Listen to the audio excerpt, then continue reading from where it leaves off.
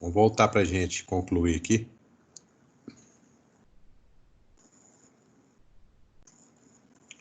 Guardar só um pouquinho.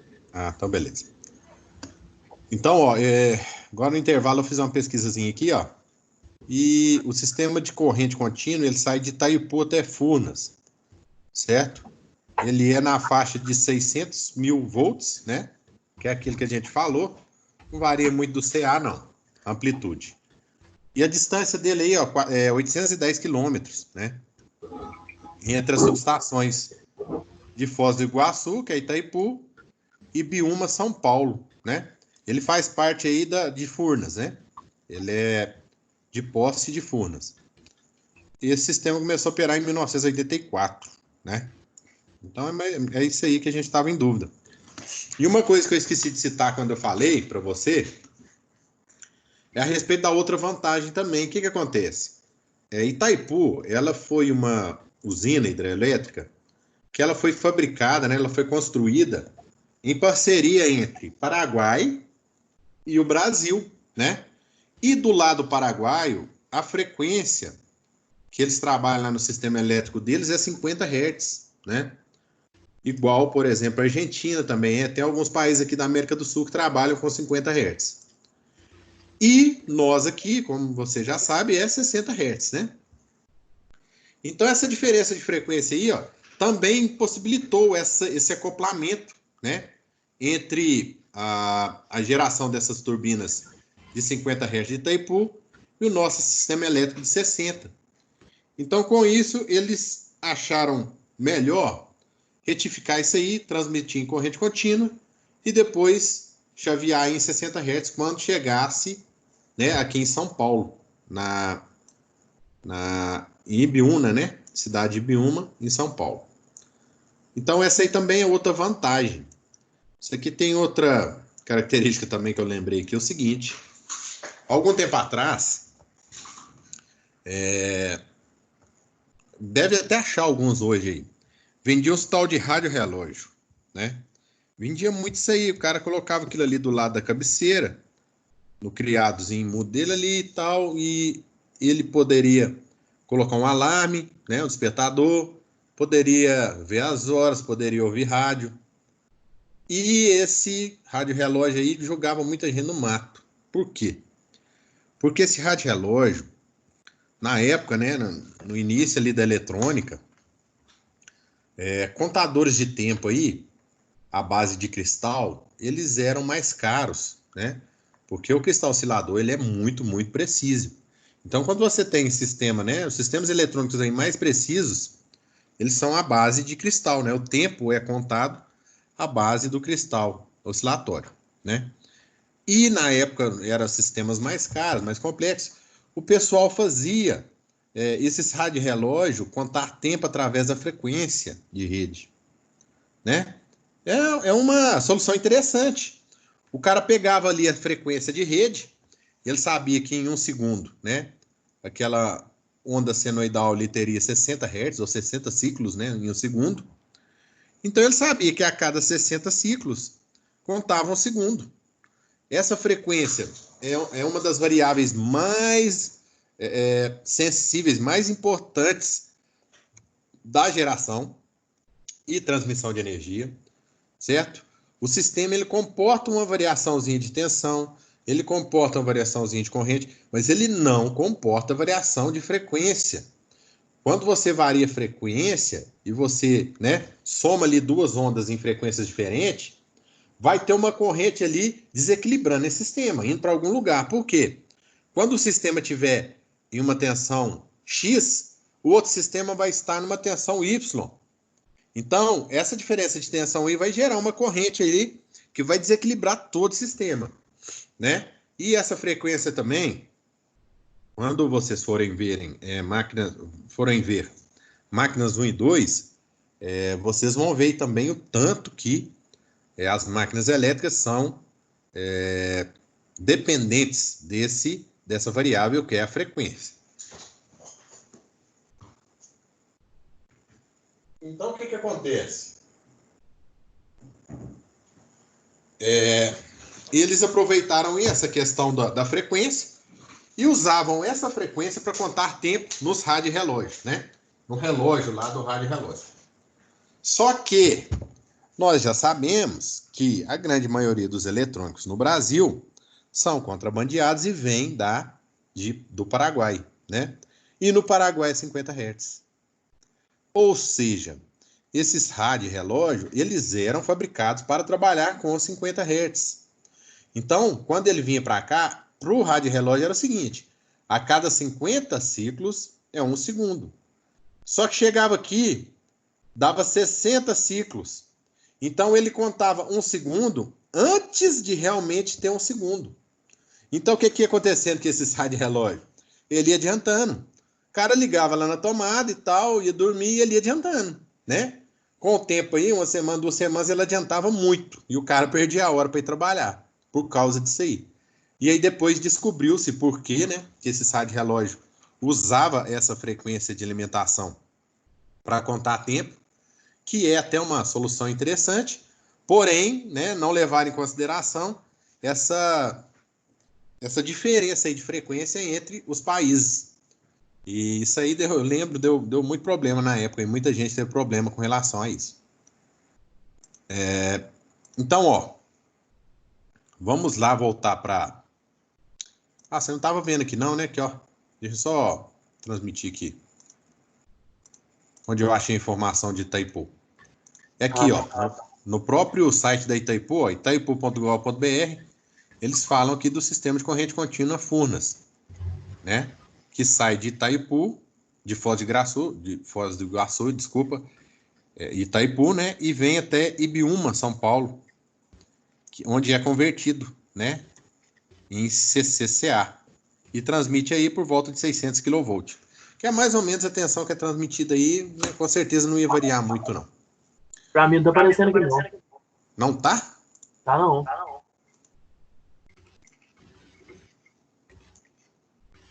E agora? Também não. Agora tem que aparecer. Aí. Apareceu? Então tá aqui, ó, né? A título de informação, depois se vocês quiserem entrar aí para dar uma lida, tá aqui no site de Itaipu mesmo.gov.br, Energia e Integração ao Sistema Brasileiro. Aí tá aqui o sistema de corrente contínua de Furnas, né? Então, ó, mais ou menos 600 kV, que é a tensão que você tinha perguntado. E essa outra curiosidade, que é a questão de diferenças de frequência, né? Tornou isso aqui uma solução viável. Então, beleza, vamos voltar lá para o transformador. Então, a gente estava falando aqui do transformador e agora nós vamos entrar na questão das perdas, né? Ó, como discutido anteriormente, para reduzir as perdas causadas por corrente parasita no núcleo, o circuito magnético consiste geralmente em uma pilha de chapas delgadas. Isso aqui, ó, quem foi na aula, acho que você não tá vendo, não, tá? Não tá, não. Aí. Agora Apareceu, sim. né? Então, beleza. Quem foi na aula lá, no dia que acho que foi uma das primeiras aulas, primeira ou segunda aula, eu levei alguns núcleos de transformadores para o pessoal ver. A maioria dos núcleos de transformadores, eles são laminados, né? Ele, ao invés de ser maciço assim, né? Ó, isso aqui é uma coisa que não é usual. Eles são uma série de lâminas, né? Essas lâminas aí, coladas, prensadas umas na outra, com uma resina no meio. Essa resina, ela isola, né? Faz aí o isolamento elétrico. Por quê? Porque quando a gente tem uma variação de fluxo magnético no núcleo, né? Cria-se aqui também corrente elétrica no núcleo. Então, além daquele fluxo magnético no núcleo, o núcleo é de aço, e o aço é um metal, ele é um condutor de eletricidade, né? Apesar de não ser um condutor muito bom, ele é um condutor de eletricidade. Então, cria-se aqui vários tipos, né? Ó, o fluxo passando aqui, ó, como se fosse um condutor, né? E aí eu crio aqui, ó, várias correntes parasitas, ou chamadas corrente de Foucault, né? Que é o efeito Foucault. Então, essas correntes aqui, ó, e aí a gente lembra lá, quando a gente vai calcular resistência, né? Por quê? Quanto maior a área, menor a resistência. Então, quando eu uso um cabo lá de uma área maior, de uma seção transversal maior, eu vou ter uma resistência elétrica menor. E quanto menor a resistência, maior a corrente. Então, isso significa que, quanto maior a área, maior vai ser a corrente parasita, né? Então, por isso que a solução que adotam, né? É fatiar esse núcleo aí em várias lâminas, né? Para diminuir a área. Ou seja, isso aqui acaba que é uma oposição, né? A gente aumenta a resistência elétrica do próprio núcleo, né? E essas correntes vão ficar menores. Elas existem? Sim, existem. Mas hoje, como a gente estava falando, a tecnologia evoluiu muito e essas perdas aí, elas estão bem diminutas, né? Elas estão bem inferiores. A eficiência desses equipamentos aí está muito, mas muito alta. A eficiência de um transformador aí, 99%, né? Então é uma eficiência aí considerável. Eu quase não perco nada de energia nessa conversão. Graças também a esse, né, núcleo laminado. Se fosse um núcleo maciço, com certeza essas perdas aí seriam bem maiores. Inclusive causando aquecimento no núcleo, né? Porque o núcleo já aquece naturalmente devido ao efeito Joule nas bobinas. Com circulação de corrente elétrica no núcleo, eu também vou ter efeito Joule no núcleo, né? E aí eu vou ter uma dilatação maior do núcleo, enfim.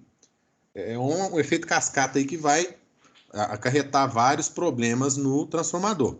Mas que graças a essa solução de laminar aqui o núcleo, a gente diminuiu bastante esse efeito aí. Aí a gente começa a ver transformador vazio, né? Que existe uma diferença considerável entre transformador vazio e transformador com carga, certo? A figura mostra esquematicamente um transformador com seu circuito secundário aberto, ou seja, um transformador a vazio. Não tem nada conectado aqui na saída, né? Então, se eu não tenho nada conectado aqui na saída, ó, se eu não tenho uma carga aqui conectada na saída, esse transformador não tem circulação de corrente elétrica, né? Tem tensão, obviamente a tensão está aqui nos terminais, mas eu não tenho circulação de corrente elétrica. Então eu digo que esse transformador está trabalhando a vazio, né? Ele só tem circulação, uma corrente de excitação aqui no primário, né? Nessa bobina do primário. Bobina do secundário não tem circulação de corrente, porque eu não tenho carga nenhuma conectada nesse transformador. Então, ó, uma tensão alternada é aplicada em V1. Ó, isso aqui para a gente convencionar. Sempre que eu falar V1 é primário. E quando eu falar V2 é secundário, né? Também, em alguns locais do trabalho, a gente vai achar, por exemplo, VP de V de primário e VS de V de secundário. Então, VP é igual a V1, que é o primário aqui, ó, né? A gente tem aqui o V1, ou VP, ou N1, que é a quantidade de espiras no primário, ou NP, é tudo do lado de cá, correto? E do lado de cá eu tenho V2,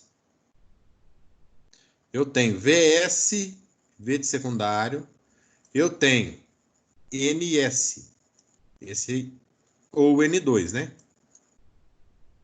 Tudo a mesma coisa. Então, ó, eu tenho uma tensão alternada aplicada ao terminal V1, então eu sei que é o primário, tá aqui, ó, V1.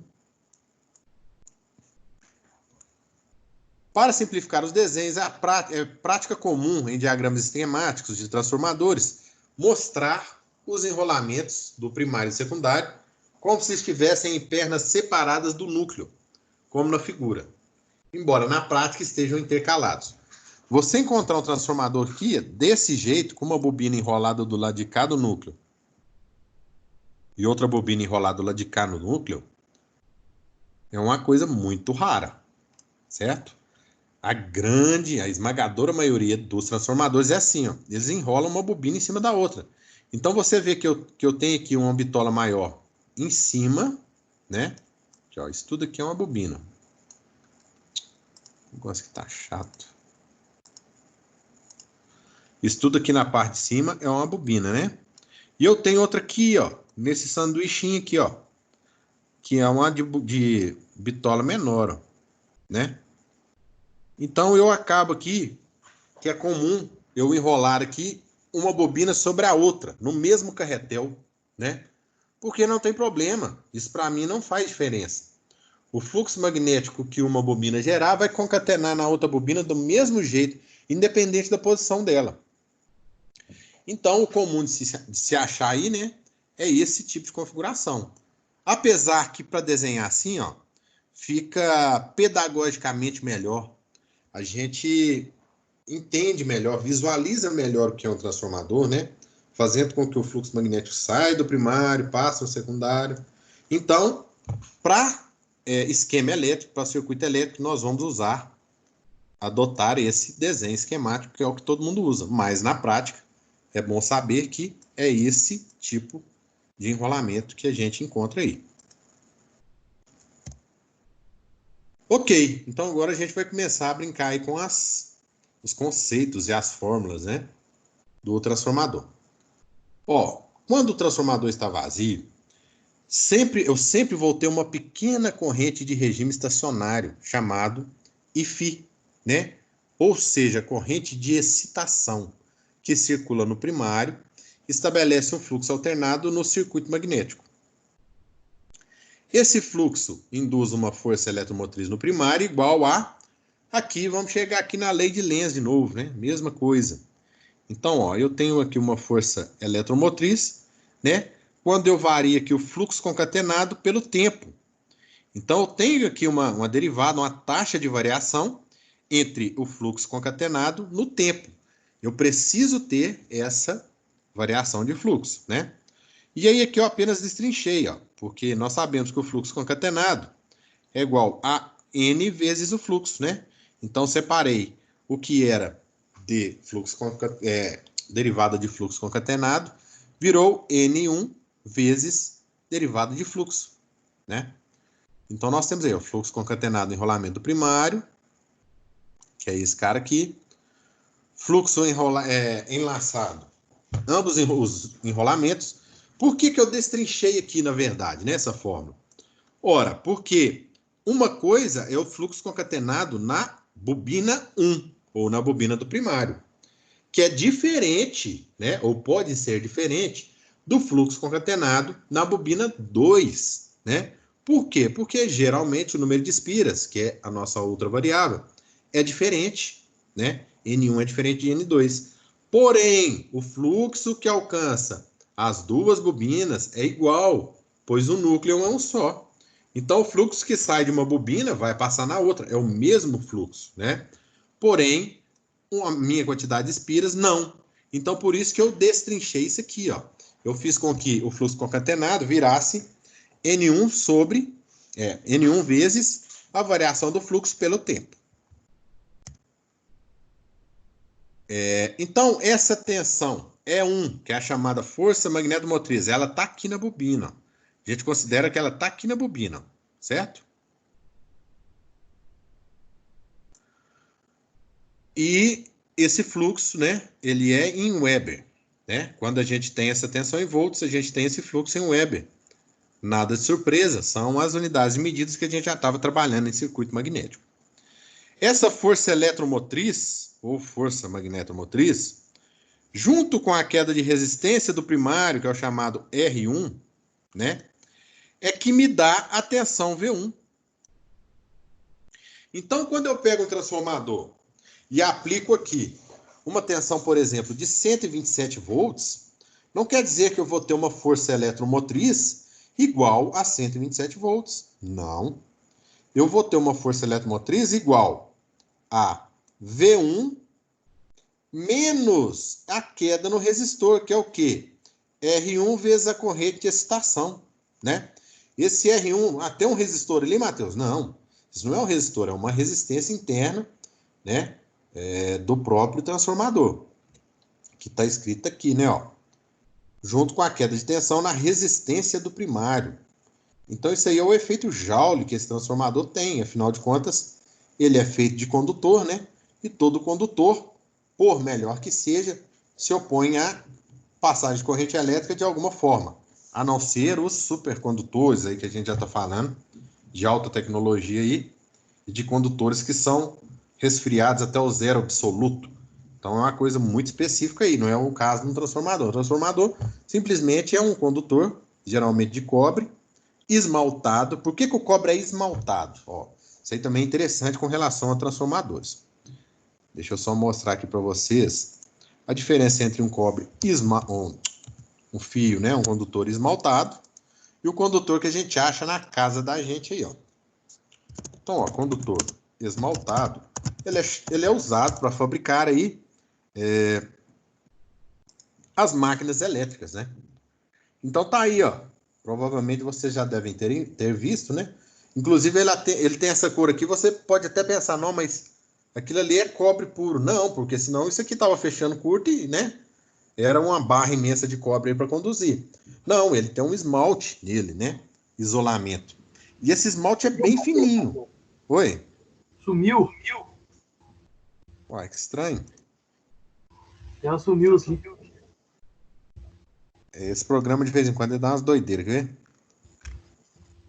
Agora deve aparecer. Aí.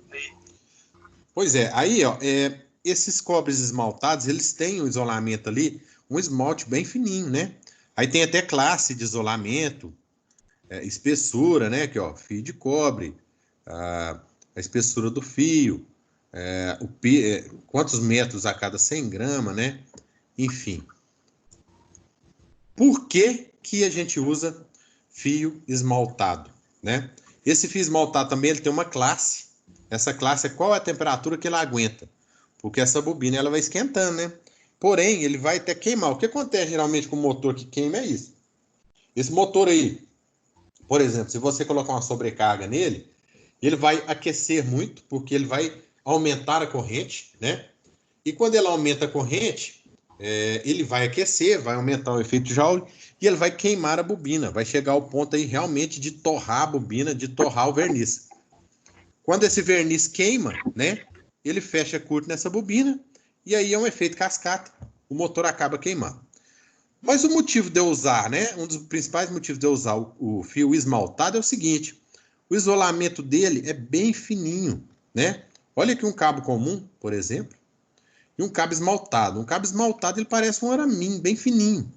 Então, com isso, eu consigo colocar ali entre uma volta e outra um espacinho bem pequeno. A minha bobina fica bem apertadinha ali entre as suas voltas, né?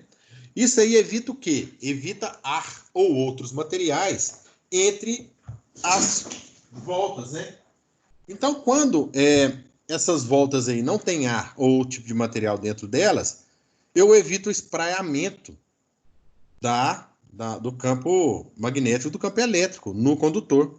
Então, quanto mais compacto for a minha bobina, melhor, né? Mais eficiente ela vai ser. Então, por isso que a gente usa esses fios esmaltados, que são mais finos do que o isolamento, na verdade, é mais fino do que os cabos comuns que a gente passa em casa aí. Eu já estava aqui, né? Ok. Então vamos para frente. Ó, na maioria das vezes, né, os grandes transformadores de grande porte, a queda de tensão a vazio sem carga na resistência do primário é de fato bem pequena. Isso aí é claro, né, gente? Porque é uma correntezinha que ela é muito inferior à corrente nominal do transformador. Então, essa correntezinha passando ali naquele condutor que foi projetado para uma corrente nominal muito maior, ela, para nós, ela é muito pequena, né? A gente pode desprezar essa resistência, né? Além do fato da força eletromotriz induzida, é igualar-se bem perto da tensão aplicada V1. Claro, né? Se essa resistência aqui, ó, tende a zero, é como se eu tivesse um condutor aqui, ó. Então, isso significa que V1 é igual a E1. Então, a maioria das vezes, a maioria das máquinas, das transformadoras, a gente pode considerar que o V1 é igual a E1 quando o transformador está em vazio, né? que é o nosso caso aqui. Então, portanto, as formas de onda de tensão e fluxo são quase senoidais. Então, novamente, o meu fluxo magnético e a minha tensão, eles são ali bem parecidos, né? Então, nós podemos falar aí considerar que eles são iguais, né? Para a gente fazer nossas análises.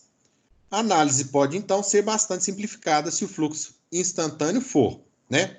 O fluxo aí, o que ele vai ser? Ele vai ser o fluxo máximo vezes seno de ômega t, ok? Como nós provamos lá que a força eletromotriz é igual ao número de espiras vezes a variação do fluxo pelo tempo, quando eu derivo esse fluxo aqui, ó, né, ele vai me dar um fluxo, né? Eu vou substituir esse fluxo aqui, ó. E quando eu derivo fluxo máximo vezes seno de ômega 3, de seno de ômega t, desculpa, eu vou chegar aqui, ó, a essa equação, que é o quê? Ômega vezes a quantidade de espiras no primário, vezes o fluxo máximo, vezes cosseno de ômega t. A prova aqui, ó. Derivada de seno é igual a cosseno, né? Então, nós derivamos aí e chegamos nesse valor. Então, isso significa que a força eletromotriz, ela pode ser considerada no nosso modelo igual a isso aqui, ó. Ok? Onde o fluxo máximo é o valor máximo do fluxo, né? É o pico do fluxo aí. E o W aqui, que é o ômega, né? Na verdade, ele é 2πf, que é a velocidade angular da nossa frequência, né? Onde a frequência é f de Hertz, né? Em relação aos sentidos de referência da corrente e da tensão, a força eletromotriz induzida está adiantada 90 graus em relação ao fluxo, né? O valor eficaz da força eletromotriz induzida é igual a... Ó, a gente vai pegar aqui tensão induzida, né? Vai dividir... Tá congelado. Oi? A página tá congelado aí nas bobinas ainda. Fio de cobre. Mas não é possível, gente. Espera aí, quer ver? Esse programinha tá cheio das picuinhas.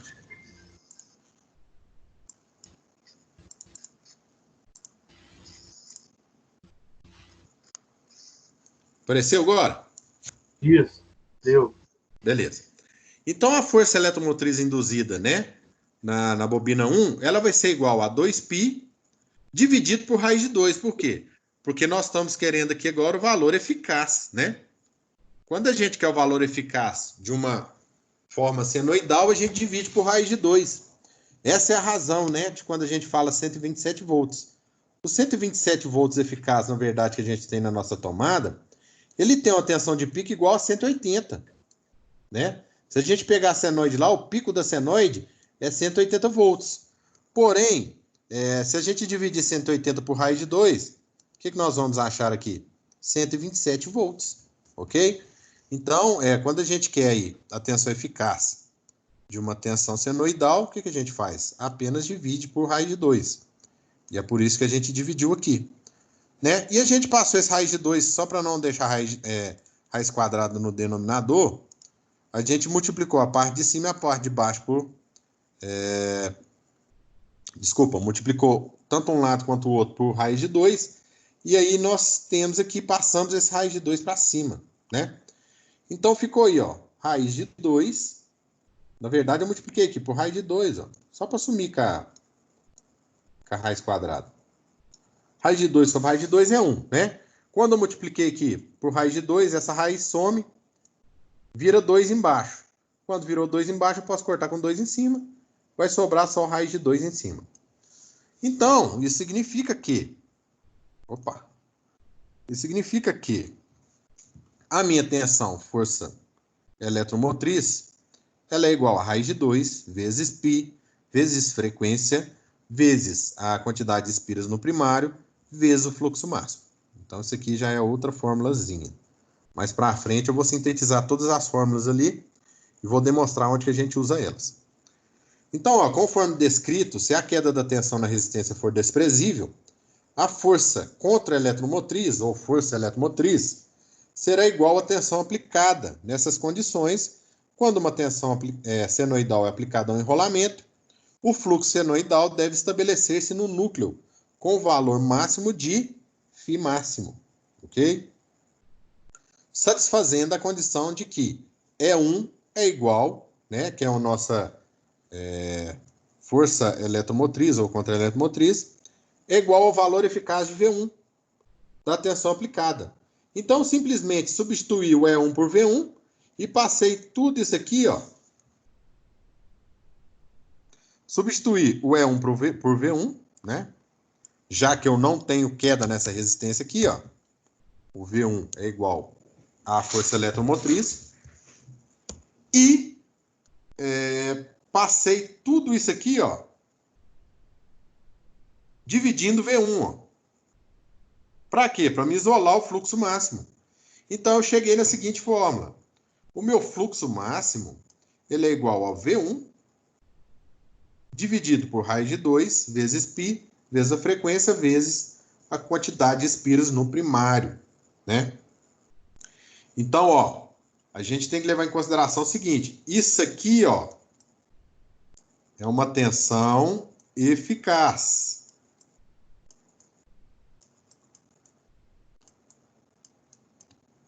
Tensão eficaz.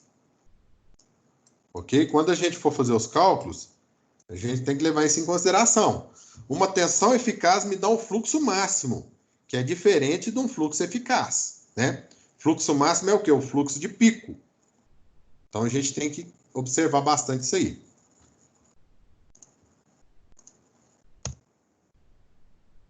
Então, ó, nessas condições, o fluxo do núcleo é determinado unicamente pela tensão aplicada, a sua frequência e o número de espiras do enrolamento. Ou seja, o que são as variáveis que podem alterar o fluxo máximo aí para mim? A tensão aplicada, o número de espiras e a frequência. Essas três variáveis que vão me resultar aí em um fluxo máximo, né? Lembrando que aí nós temos outro tipo de impedimento que a gente tem que lembrar. Todo material, ele satura, né? O material do núcleo. Então, esse fluxo máximo, quando o núcleo saturar, ou seja, na hora que chegar na densidade de fluxo máxima para aquele tipo de material, para aquela área, né? Não vai adiantar eu ficar aumentando a tensão aqui, não. Não vai adiantar eu ficar diminuindo frequência, diminuindo o número de espiras. Não vai adiantar, né? Por quê? Porque o meu fluxo máximo já chegou ao máximo que o núcleo consegue conduzir ali. Então, o meu núcleo já está saturado. Então, né, essa fórmula ela é verdade desde que esse fluxo máximo não atinja o limite de saturação do núcleo.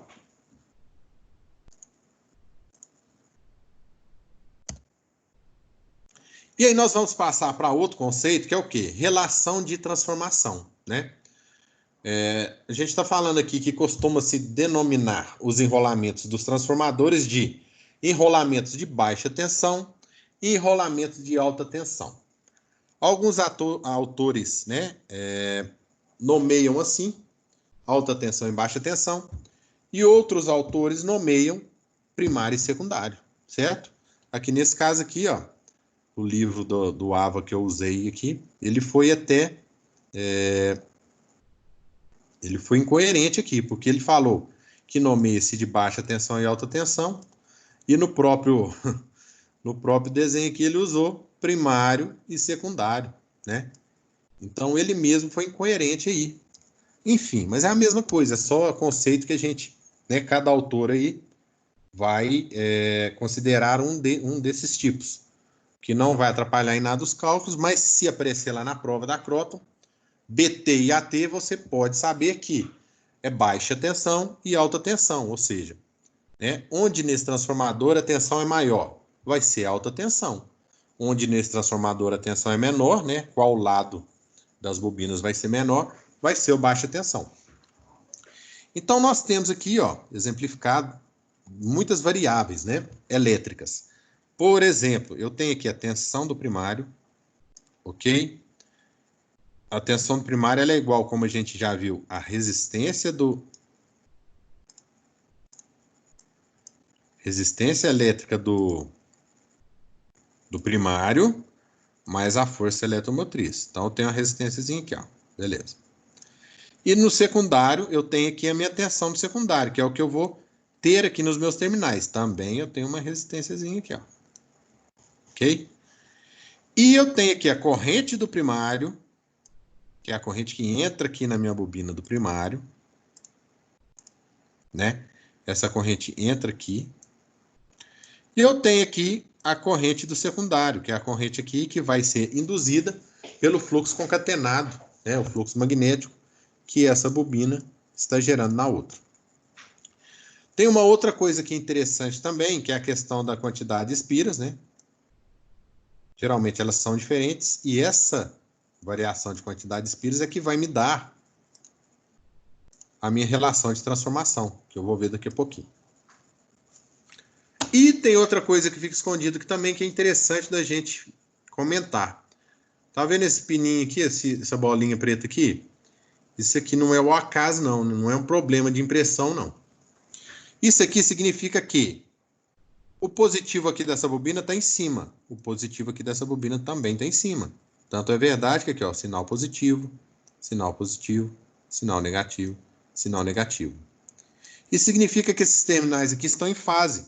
Eu poderia ter o contrário, né? Eu poderia ter uma bobina aí, ó, que ao invés de ter os terminais no mesmo sentido, ela teria aqui, ó. Ou seja, aqui seria o positivo e aqui seria o negativo. Isso, né, varia apenas com relação ao enrolamento da bobina, né? De acordo com o enrolamento da bobina aí, ó, se eu enrolo, né, nesse sentido aqui, igual está sendo enrolado, ó, ele vai me dar positivo em cima e negativo embaixo. Se eu inverter o sentido de enrolar aqui, a minha bobina, eu vou ter invertido também o sentido a polaridade dos meus terminais.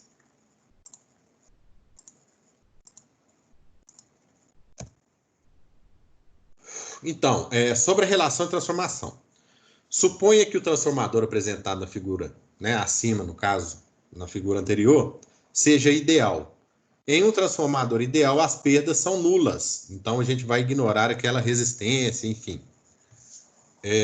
Já no transformador real, existem várias perdas. Por exemplo, corrente de Foucault, efeito Joule, perda no núcleo, que são perdas magnéticas, perdas provocadas pela relutância magnética. Vocês devem lembrar lá daquela curva de esterese, né? Que fica uma magnetização residual no núcleo. Então, no transformador real, a gente tem várias perdas aí que a gente não considera quando a gente está trabalhando com transformador real. Então, ó, considere que o fluxo magnético é produzido no enrolamento NP e é concatenado pelo enrolamento NS. Ele é chamado de fluxo magnético mútuo, né? Isso aqui é só para conceituar. Inventaram isso aí para conceituar, para ficar mais fácil da gente observar. Mas o que estão falando aqui é o seguinte, que se um fluxo que é criado aqui no meu primário e vem cá e passa aqui pelo meu secundário, é concatenado pelo meu secundário, ele é chamado de fluxo mútuo, né? Mas isso aí é óbvio, né? Se ele está passando aí em ambas as bobinas, ele é um fluxo mútuo.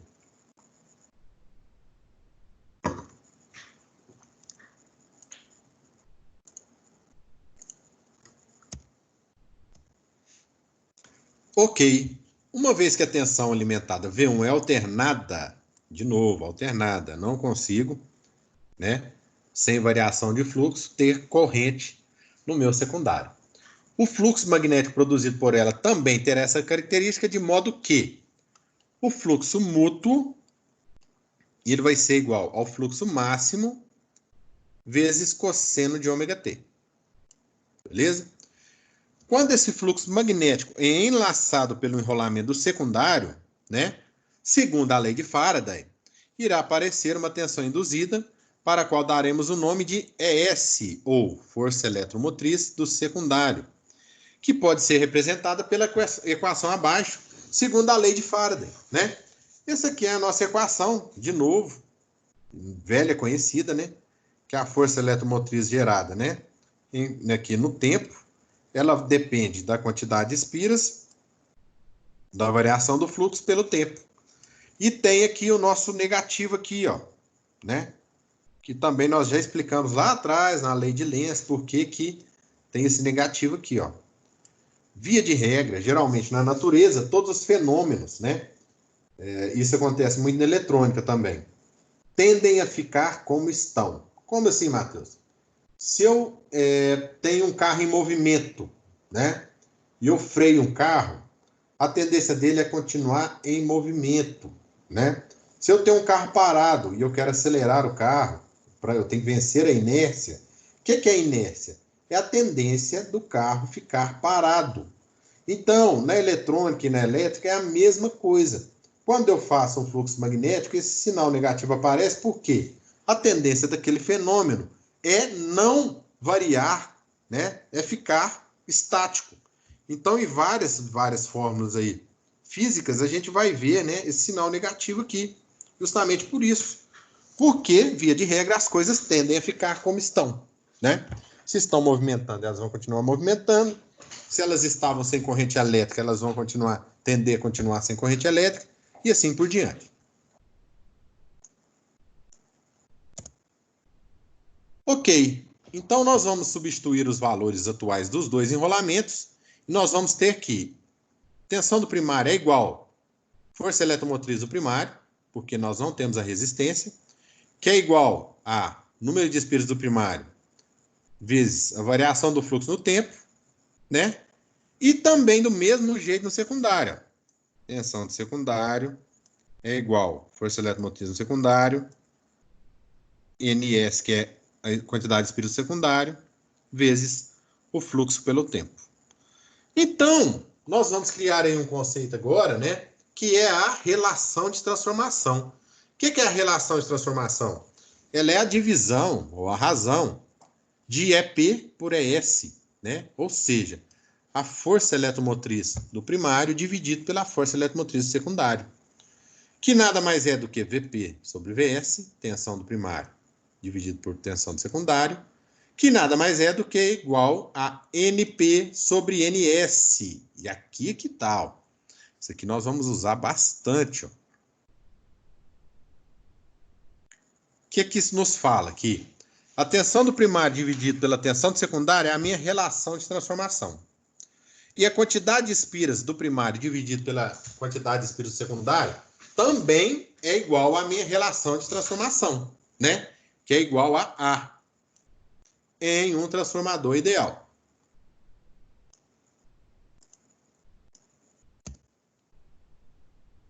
Então, ó, agora vamos assumir que a carga, né, é conectada uma carga na saída.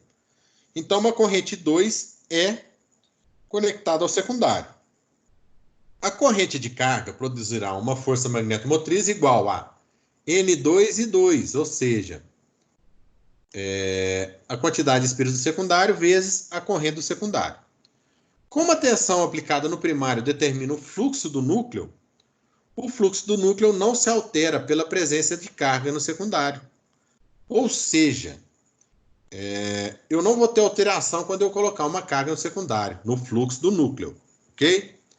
Além disso, como a força magnetomotriz líquida que atua no núcleo é igual a N1 e 1 menos N2 e 2, deve-se permanecer desprezível. As correntes do primário e do secundário devem satisfazer A. O que isso está falando, gente? Para um transformador ideal, N1 vezes I1 é igual a N2 vezes I2. Correto? Ou seja, o produto da quantidade de espiras do primário vezes a corrente do primário é igual ao produto da quantidade de espiras do secundário vezes a corrente do secundário. Isso aqui vai ser importante para a gente deduzir mais para frente as relações de transformação. Então, agora sim, agora estão aqui as fórmulas mais usadas, né, no transformador aí, que são as relações de transformação, tensão e corrente. Ó, relação de transformação é igual NP sobre NS, VP sobre VS. Então, aqui a gente já está vendo que tem uma relação direta, ó, né? NP com VP, NS com VS. Eu tenho uma relação direta. E pela corrente, eu tenho IS por IP. Então, eu tenho uma relação inversa. Eu tenho aqui uma relação inversa, ó. VS embaixo e IS em cima. Isso nos diz que NP vezes IP é igual a NS vezes IS. Isso aqui nós já falamos aqui, né? Ó, mesma coisa. Porém, que VP vezes IP é igual a VS vezes IS. Gente, o que é V vezes I? Vamos lembrar o que é V vezes I? Potência, certo? Então, isso aqui nos diz que a potência no primário ela é idêntica à potência no secundário. E com isso aqui a gente vai resolver muitos problemas aí com relação à transformação do transformador, né? Ou seja, vamos pensar aqui, ó. Se a tensão aqui cai pela metade, se VS vale meio VP, a corrente tem que dobrar, certo? Então essa corrente aqui vai valer metade no primário. Essa corrente vale metade no primário e vale 1 no secundário. A tensão, que vale meio no secundário, vale 1 no primário. Então, quando eu subo a tensão, né? Quando eu pego um transformador aí, ó, transformador abaixador, eu vou abaixar a minha tensão. Para o produto ficar igual, ou para a potência ficar igual, o que tem que acontecer com a minha corrente? Aumentar, né? E é esse princípio que a gente usa na distribuição de energia elétrica no nosso sistema. Por quê? Eu tenho uma tensão lá baixa, gerada no gerador lá, né? E eu elevo essa tensão. Quando eu elevo essa tensão aqui, ó, para ser transmitida, para manter a potência igual no primário e no secundário transformador, o que vai acontecer com a corrente, ó? Vai cair. Quando a corrente cai, eu tenho condutor de menor bitola, mais leve, mais barato, pode ser de material inferior, né? Com a resistência, com a resistividade um pouco maior. Então, esse aqui é o princípio da transformação, né? Quando a gente trabalha aí com transmissão de energia elétrica. E aí nós finalmente chegamos aí no primeiro exercício, né? Ó, coloquei exercício 2.1. Por quê? Muita gente não está assistindo a aula aí, né? Esses exercícios aqui é os que vocês vão fazer, viu, Américo? Você que está aí, ó, na aula, já pega seu caderno e já faz esse exercício aqui. Eu vou resolver ele aqui com você. O 2.2 vou deixar para você resolver e tirar suas dúvidas. E esses exercícios aqui já são trabalho, certo? Não vou passar trabalho para vocês fazer em casa, não. Vocês já vão ter que estudar para a prova aí, então nós vamos fazer esses trabalhos aqui juntos, ao vivo, beleza? Então já pega seu caderno, já faz esse exercício, porque depois você vai tirar uma foto e mandar para mim, beleza? Beleza. Então deixa eu só ligar minha câmera aqui, para eu poder transmitir o exercício aí.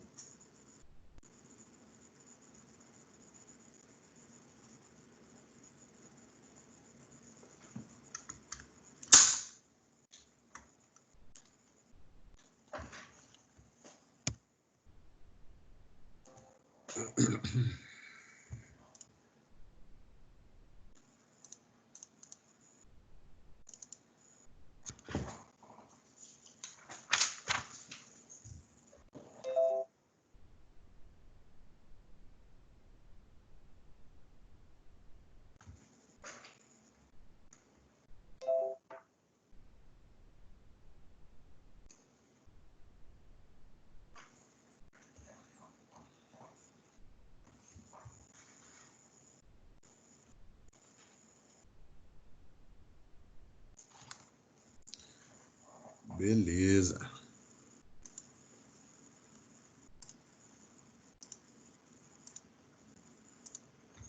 Então tá aí a câmera, né? Vou fazer o seguinte. Vou colocar metade a câmera e metade o exercício. Que aí dá pra gente fazer os dois. Dá pra ver os dois. Apareceu para você aí o exercício e a câmera?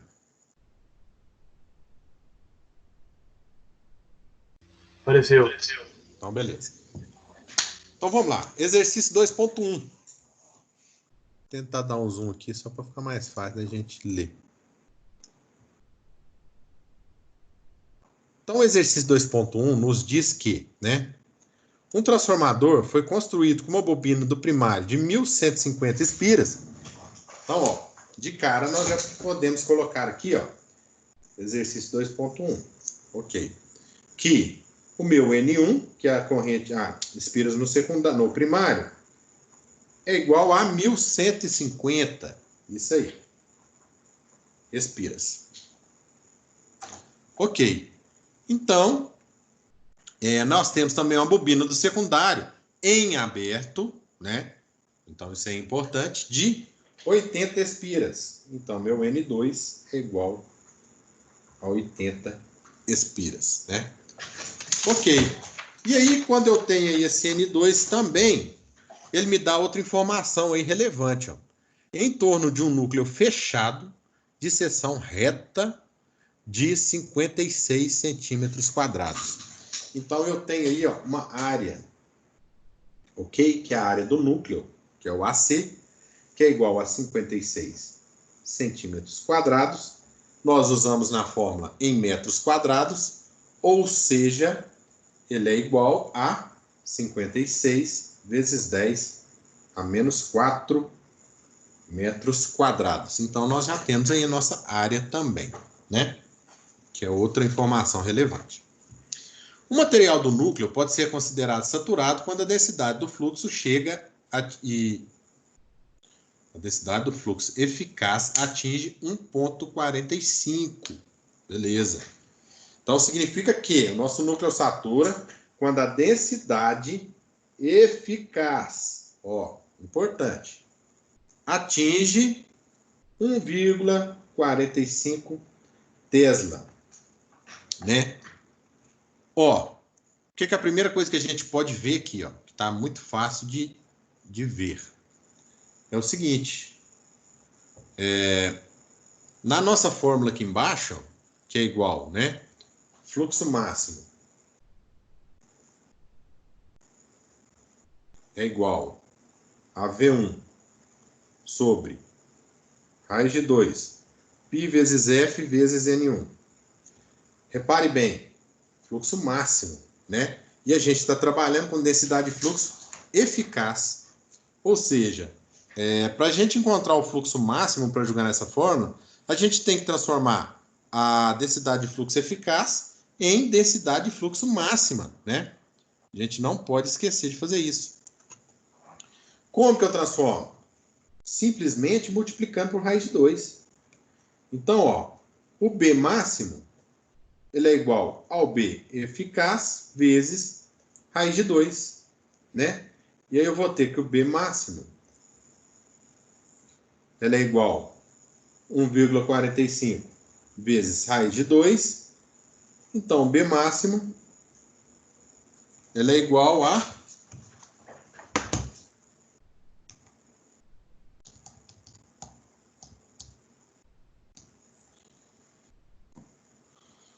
2,051.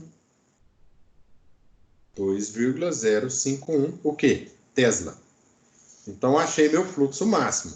E eu estou querendo achar... Desculpa, minha densidade de fluxo máximo. Eu estou querendo achar o meu fluxo máximo, né? Nós aprendemos que a densidade de fluxo ela é igual ao quê? Ao fluxo por área. E eu tenho aqui tanto a minha densidade quanto a minha área. Então, eu consigo achar o fluxo. Ou seja, meu fluxo máximo ele vai ser igual a minha densidade máxima, que eu acabei de calcular, vezes a área, né?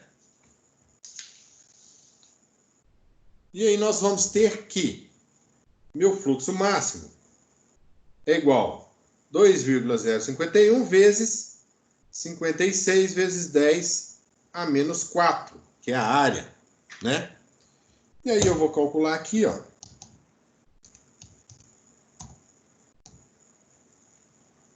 Um fluxo máximo de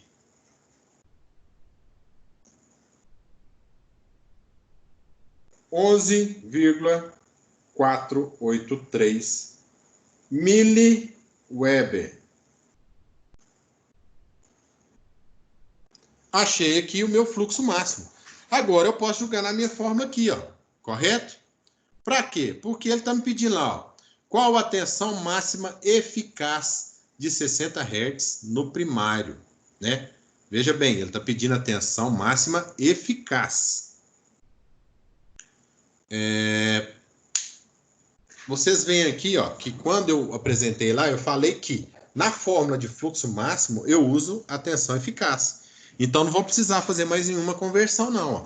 A letra A, que ele está pedindo qual a tensão máxima eficaz, eu simplesmente vou jogar esse fluxo máximo, né? Eu tenho a frequência que ele me passou, que é 60 Hz, tá aí na letra A também, e eu tenho a quantidade de espiras, que eu anotei aqui, ó, né? Então é só montar aqui, ó. O meu V1, vou passar para cá, isso tudo multiplicando, vai ser fluxo máximo vezes raiz de 2, vezes π, vezes f, vezes N1. Então, meu fluxo máximo, eu calculei aqui, ó, 11,483 vezes 10 a menos 3, vezes raiz de 2, vezes π, vezes 60, que é a frequência, vezes quanto? 1150, que é o meu N1. Então, eu tenho que o meu V1, multiplicando isso tudo, ó,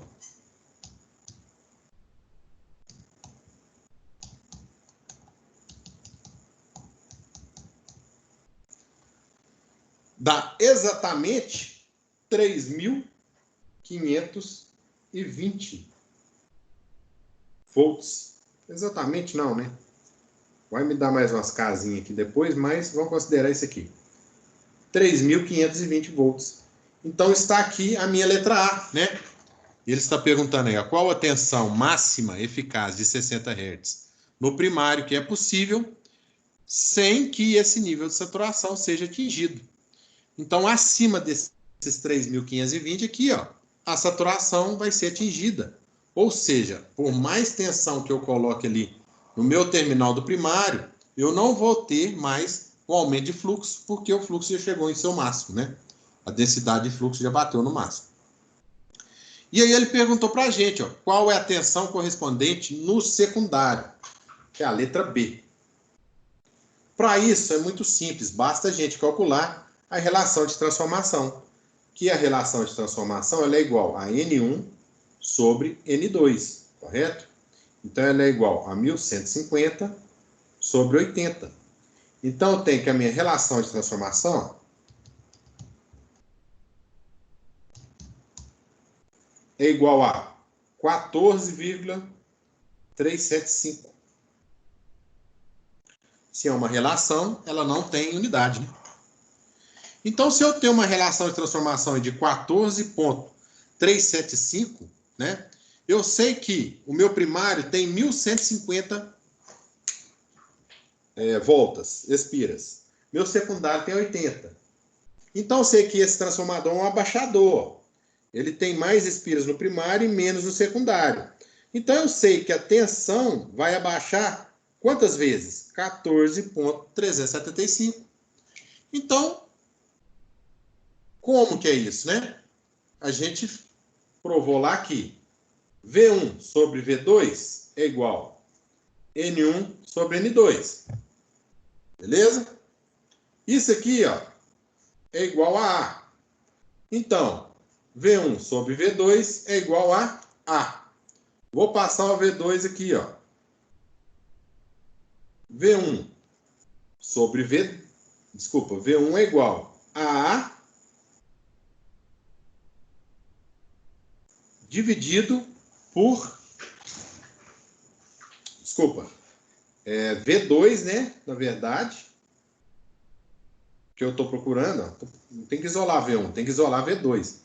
Então, eu vou passar o V2 para lá, vai ficar V1 é igual V2 vezes A, né? Eu tenho que isolar o V2, então o V2 vai ser igual a V1 dividido por A.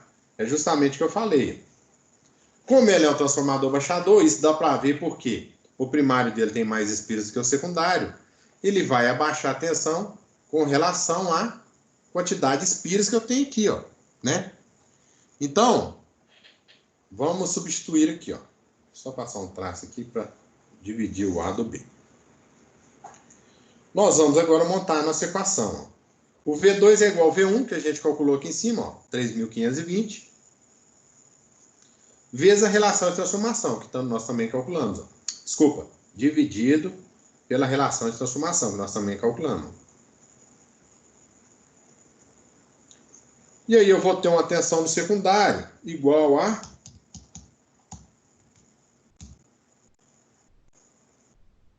244,87 volts.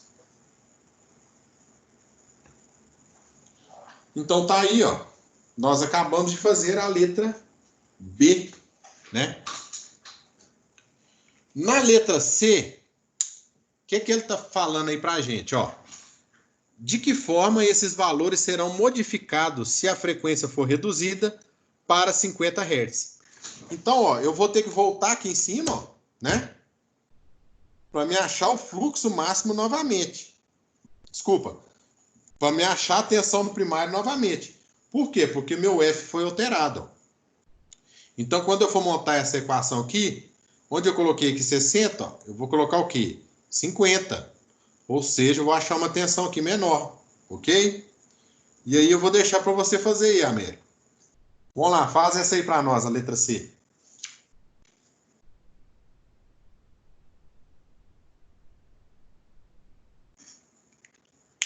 Monta a equação aqui novamente, ó, né? Igual a gente montou.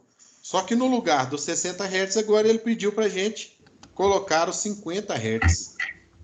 Ah, tá. Entendi. Então, vou achar um V1 aqui, ó, menor, né? Porque eu estou diminuindo essa frequência. 3.520 volts, que é o V1, né? Raiz de 2 vezes o P.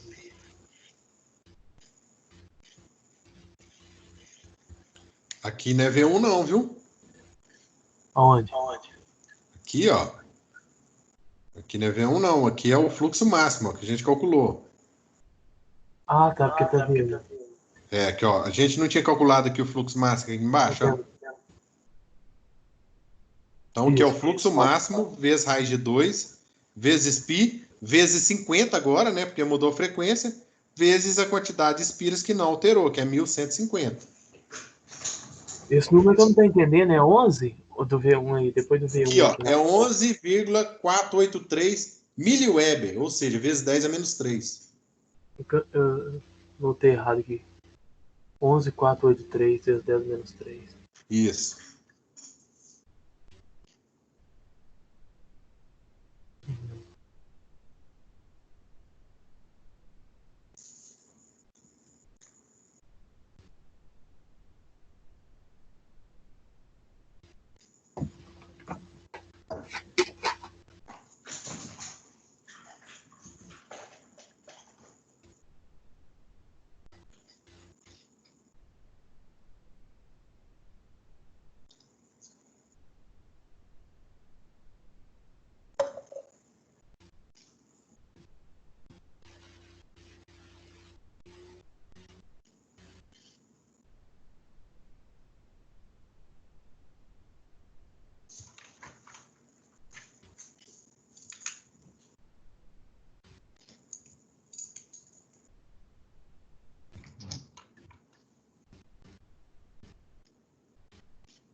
E aí, achou o quê? Pera aí.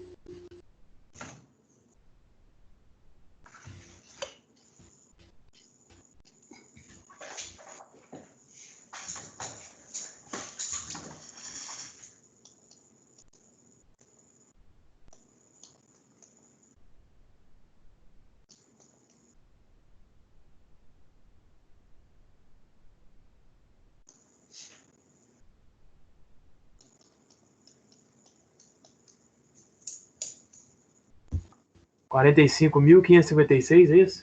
Não. A tensão vai dar menor. Você diminuiu a frequência. Aqui era 60, você passou para 50. Ou seja, você diminuiu. O número tem que dar menor do que esse aqui, ó. Faz aí de novo, você deve ter errado em algum lugar.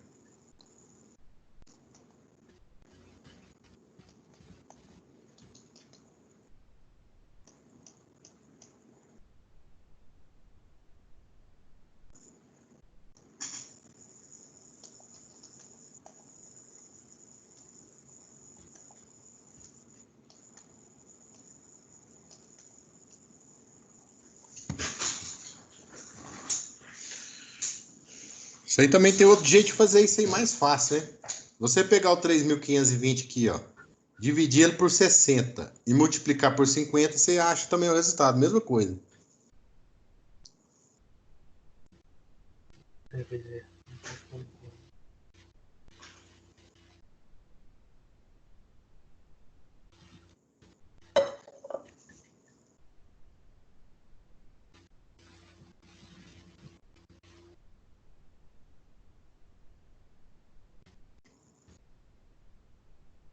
Conseguiu aí?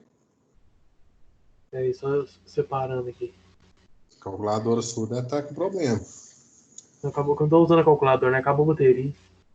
Agora que eu fui ver.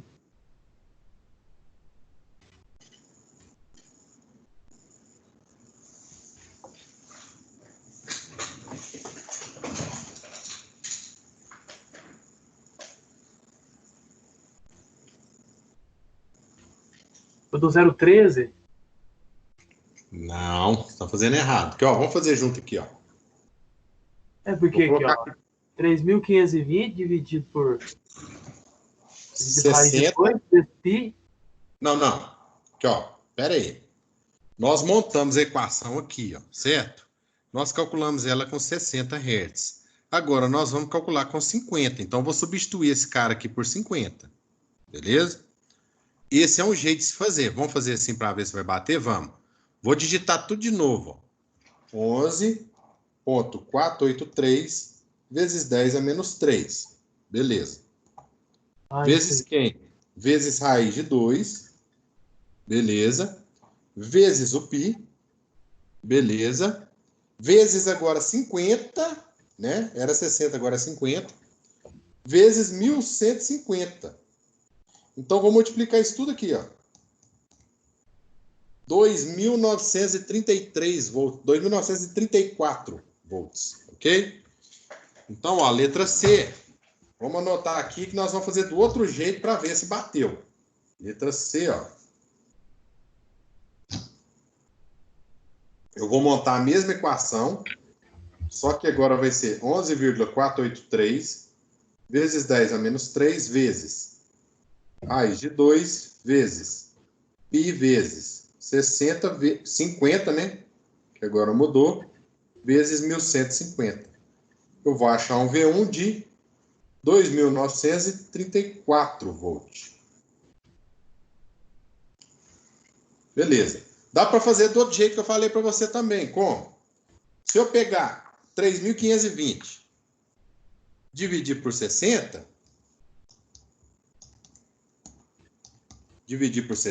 e multiplicar por 50. Vou achar o mesmo resultado. 2.933 volts, né? Então, aí nós achamos a tensão no primário com 50 Hz. E agora ele está pedindo para nós também, né, para fazer a mesma coisa, para achar a tensão no secundário. Ó, se no primeiro a gente já calculou a relação de transformação, não mudou a quantidade de espiras do transformador, mudou só a frequência. Então a relação de transformação vai continuar a mesma. Ou seja, esse transformador vai diminuir 14,375 vezes a tensão do primário em relação ao secundário. Do secundário em relação ao primário, né? Ou seja, o V2 vai ficar 14,375 vezes menor. Então, simplesmente vou colocar aqui, ó. V2 é igual a V1 sobre A. V2 é igual a 2.934 sobre 14,375. Meu V2 vai ser igual a 204,06 volts. Então tá aí, ó. Eu calculei aqui com 60 Hz nessa parte de cima e calculei, né, com 50 Hz na parte de baixo. Beleza? Esse aqui é o primeiro exercício do trabalho. Aí você que já assistiu a aula, você já vai fazer ele aí. E não rasura nem nada, não. Deixa ele aí no caderno, joga fora, não. Por quê? Primeiro que você vai precisar dele para vai ser o trabalho. Beleza? Certo. Então é isso aí. Já deu. Faltando 2 minutos já. Ficou alguma dúvida em relação a isso aqui, Américo? Ou tá tranquilo? Não, essas aí tá até tranquilo, né? Essas de número de espiras aí, a fórmula tá até mais de boa. Essa primeira, né? Não é complicado, não. Isso aí é tranquilo. Você vai ver que é só sentar um pouquinho e resolver uns exercícios que dá para ir tranquilo. Beleza? O calculador me acabou a bateria, que eu fui calcular foi no celular. Não, aí é complicado ficar mexendo com potência de 10 celular. É. Aqui, então beleza. Aí nós ficamos assim hoje, até daqui 15 dias. E aí nós vamos acabar de resolver os exercícios aqui, ó. Tem mais um monte de exercício aqui, ó. A partir de agora aqui, bem dizer, é só exercício, ó. Que a gente já passou o teórico, né, ó. Aí vai ser só exercício, ó. Um monte de exercício. Com relação à impedância, né? Com relação a casamento de impedância, máxima transferência de potência. Tem mais um monte de exercício aqui pra gente ir praticando. Que vão ser o trabalho. Vocês só vão fazer para mim, tirar uma foto e me mandar. Beleza? Beleza. Então vamos ficar assim, então. Oi? Isso é até que dia? O trabalho? Isso. Não, nós vamos fazendo aqui. Por exemplo, na próxima aula, provavelmente. Na próxima aula nós vamos continuar fazendo o trabalho, entendeu? Vai ser como se você estivesse fazendo dentro de sala de aula. Não vou cobrar trabalho para vocês de casa, não. Nós vamos fazer e tirando as dúvidas aqui ao vivo, aqui online, beleza? Não, tranquilo, beleza. Então, beleza, então. Então, obrigado por ter assistido a aula aí e até daqui 15 dias. Se não tiver aula, eu aviso vocês, beleza? Tranquilo, obrigado a você, até mais. Então, falou, até mais, boa noite. Valeu, até mais. Obrigado.